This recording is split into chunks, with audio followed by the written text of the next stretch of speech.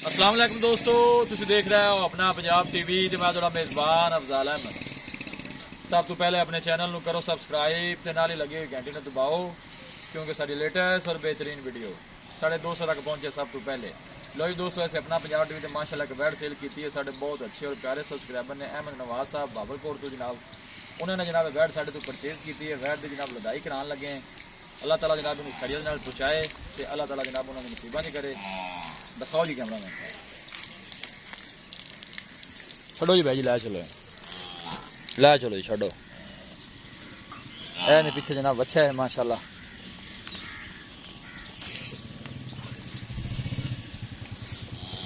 इन्होंने लोडिंग नहीं करान लगे हैं।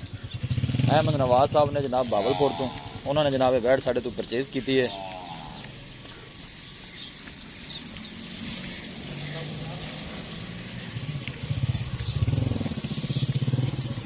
अल्लाह ताला जनाब उन्होंने नसीबा नहीं करे तो अल्लाह ताला जनाब इन्हें खैरियत नाल पहुँचाए।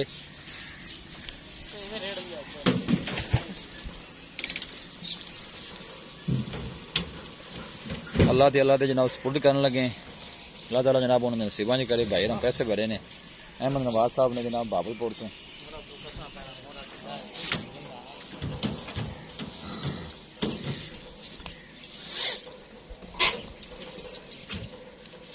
सही ध्यान नाल भाईजन बने जी, चुआई करके जनाब लोड करान लगे।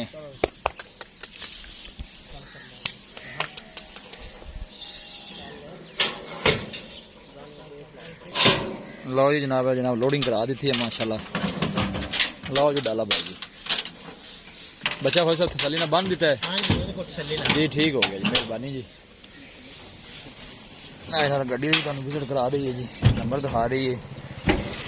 अल्लाह के फजलो करम के नाल अपना पंजाब टीवी की टीम इस तरह ही जनाब मेहनत करते रहे गया। गड्डी का नंबर है 3348 LES 3348 गड्डी का नंबर है। साढ़े 100 जानवर भाई ही राणा नवाब साहब भी लैके जाते हैं। पराली चंगी तरह भाई जी थले पा लेनी है, सफर काफ़ी है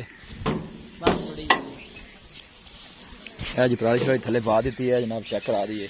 अहमद नवाज साहब ने जनाब बावलपुर तो उन्होंने जनाब बैड साढ़े तो परचेज की है। अल्लाह ताला जनाब उन्होंने नसीब करे। मिलांगे एक अच्छे और लाजवाब अपने मेज़बान अफजाल अहमद। अल्लाह निगहबान।